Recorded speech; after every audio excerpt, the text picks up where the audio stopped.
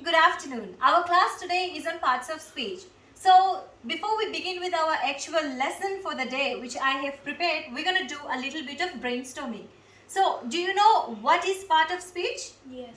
Okay, so part of speech is a category of words that have similar grammatical properties. And before we start, do you know how many types of parts of speech are there? 9. Yes, there are 9 types of parts of speech. So, can you name some? Nouns.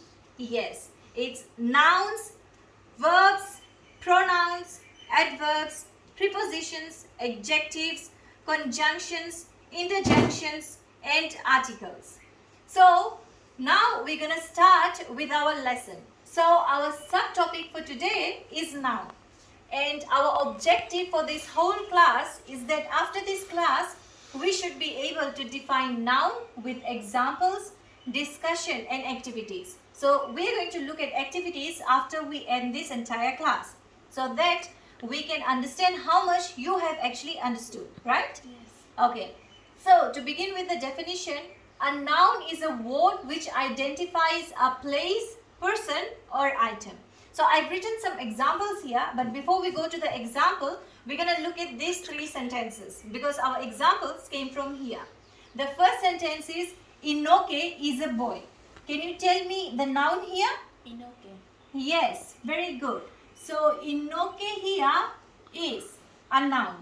And the next one, Singatoka is a beautiful place. So can you tell me the noun here? Singatoka. Yes. So Singatoka here is our noun.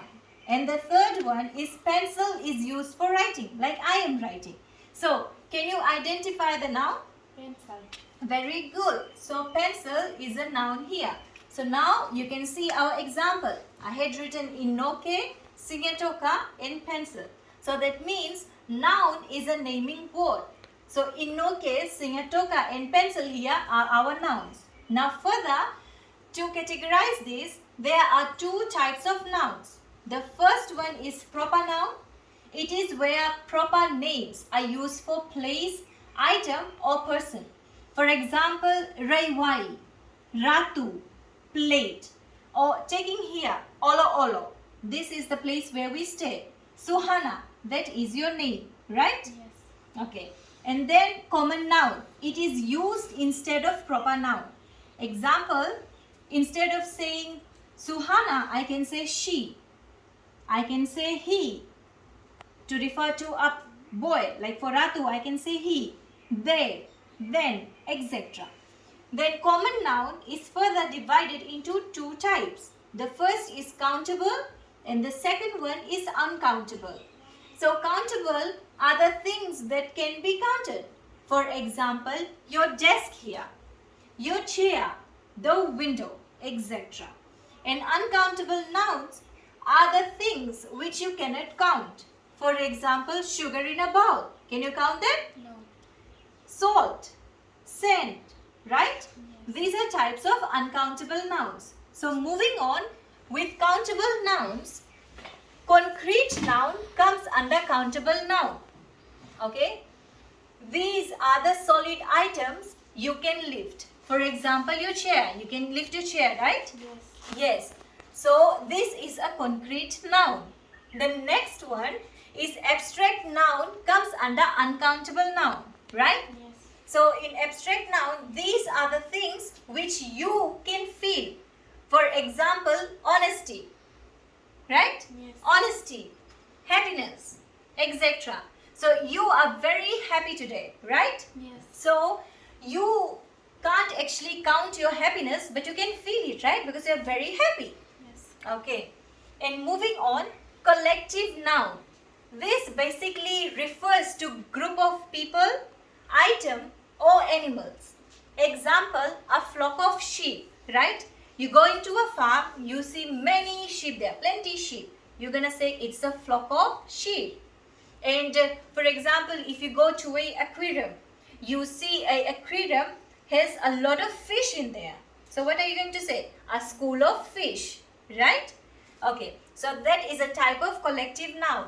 Now I have a little activity to test if you have actually understood what I have taught in this class. So to begin with, our first activity, our first sentence is actually everybody is coming to Rajendra's party. Now can you identify the common and proper noun? Because our activity asks us to identify common and proper noun. So in this sentence, can you tell me which one is a noun? Everybody. Yes. So everybody here is actually a common noun, right? So everybody is a common noun. Next is, Rajendra. yes, Rajendras is a proper noun because it's a noun or it's a name of a person, right? Yes. Okay. So next sentence, can you see? Yes. Okay. A large number of people present today. Can you tell me the noun in this sentence? People. Yes, very good. So people here is a common noun, right? Yes. Very good. Next, we have the number of peoples choosing science subject that are decreasing. So this sentence actually has two nouns. Now can you identify? Okay. Yes? Science subject. Okay, very good. Science subject is one. Okay. And science subject is actually a proper noun, right? Okay. And there is another one. Can you identify? Can you identify? Okay. People. This is a common noun. Very good. And next we have one of the school rules mainly affects students who chew gum. Can you identify the noun here? Student. Very good. So this here is our common noun. And the last one, earrings are not allowed at our school. Earring. Earring, very good.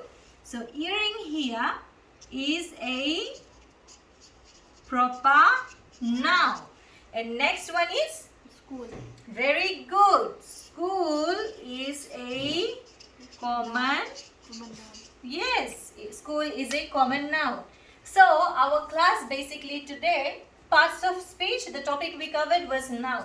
So our main objective of this class was to define noun with examples. So which we have identified here, right? Yes. Okay. And discussion, we have discussed a lot, right? Yes. Okay. And activities, which we have just done, right? Yes.